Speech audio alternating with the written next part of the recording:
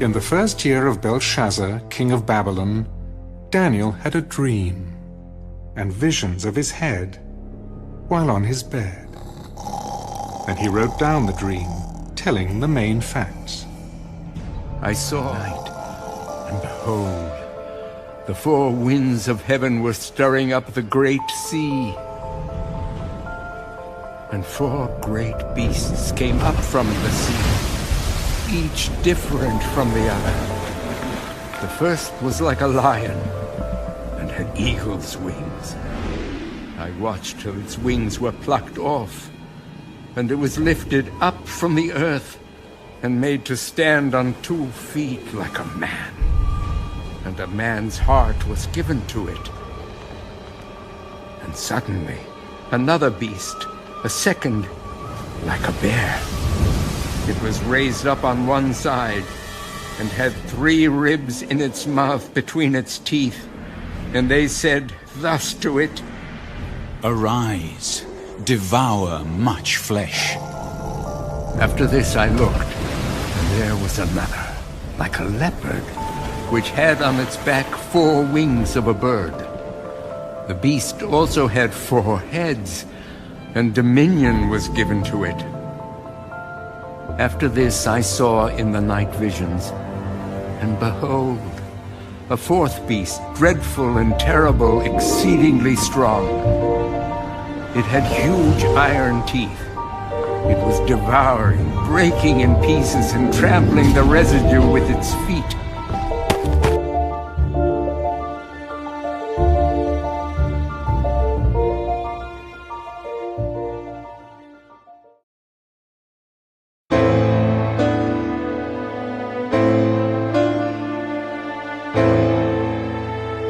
Welcome to our new virtual art gallery here at Virginia Theological Seminary. I'm Dr. Stephen Cook. On the wall here, we have the bottom half of an illustration, an etching, of Daniel 7 made by Rembrandt around the year 1655. But who or what are the 4 beasts in the etching? Inquiring minds need to know. Is the 4th beast modern Russia or China? Is all the eating and crushing and smashing a coming world war brought on by China's release of COVID-19? In Daniel 7, verse 17, there's talk of kings. Then verse 23 speaks of kingdoms. Right here, there's a clue that the forms are multivalent. They don't reduce to just one thing. Chapter 7 never specifically states what kings or kingdoms these things might be, although readers and scholars over the centuries have not hesitated to make identifications.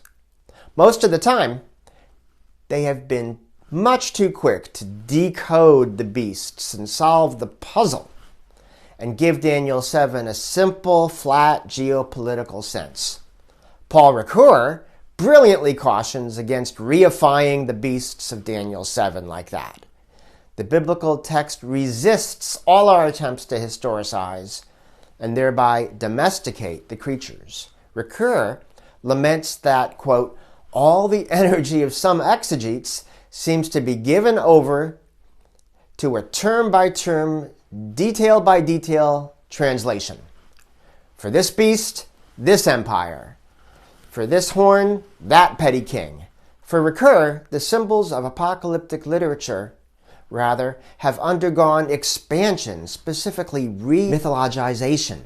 The 4 beasts of Daniel 7 have been stirred up out of the primordial soup of cosmogony.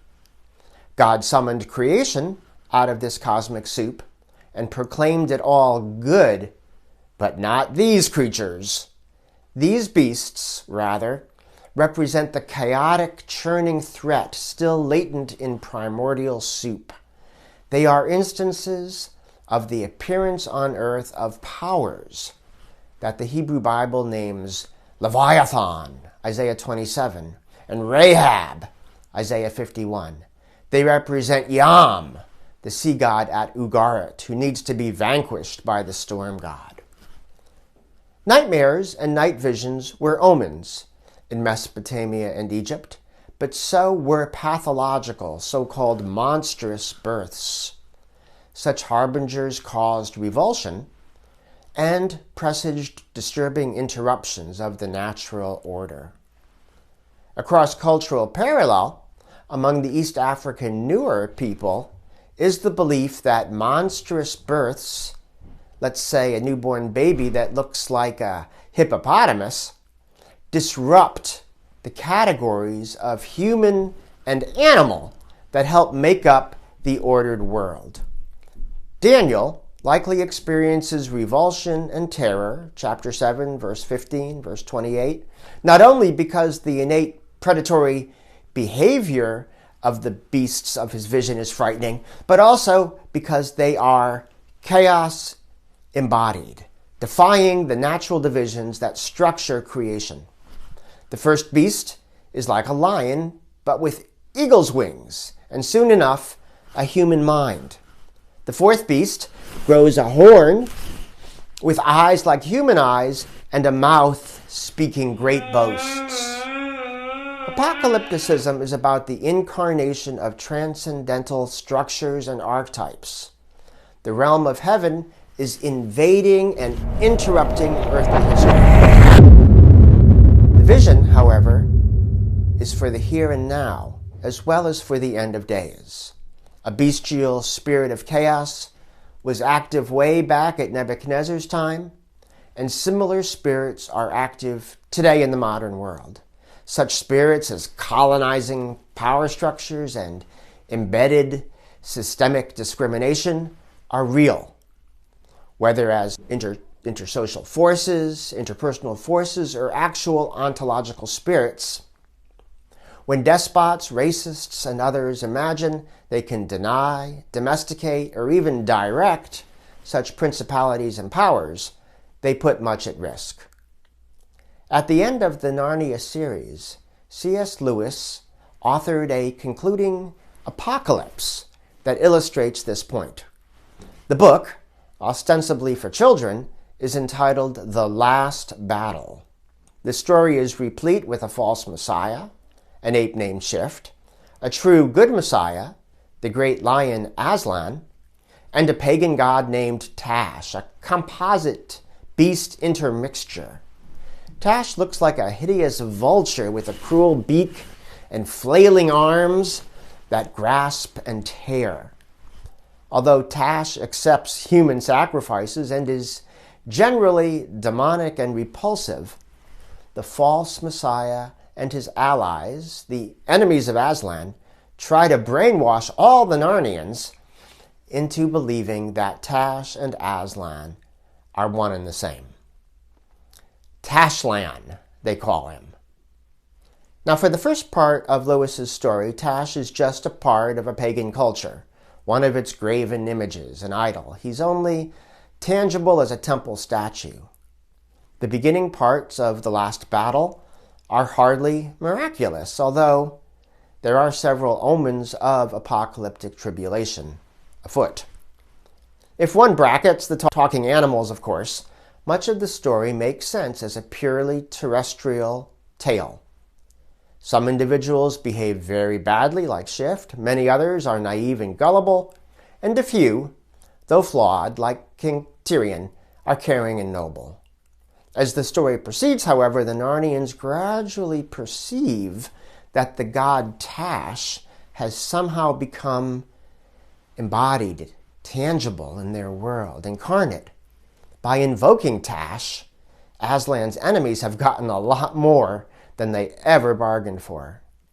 At one climactic turn, one of Aslan's enemies, a cat named Ginger, gets the fright of his life. Focused on gaining terrestrial, this worldly power and glory, Ginger does not believe in gods or anything else transcendent. Well, what a caterwaul erupts when a calm, proud Ginger, to his shock and dismay, encounters an incarnate, embodied, tangible Tash. There's a primal shriek, a ginger-colored squeak, a tail bristled out thick, green fire for eyes, and every back hair standing on end. Most fascinatingly, after encountering a bit of ultimate reality, Ginger can no longer speak. Like Nebuchadnezzar in Daniel 4, Ginger reverts to nothing more than an animal. Nothing came out of his mouth except the ordinary, ugly cat noises you might hear from any angry or frightened old Tom in a backyard in England. And the longer he caterwauled, the less like a talking beast he looked. Uneasy whimperings and little sharp squeals broke out from among the other Narnian animals. "Look, look," said the voice of the bear. "It can't talk. It has forgotten how to talk. It has gone back to being a dumb beast."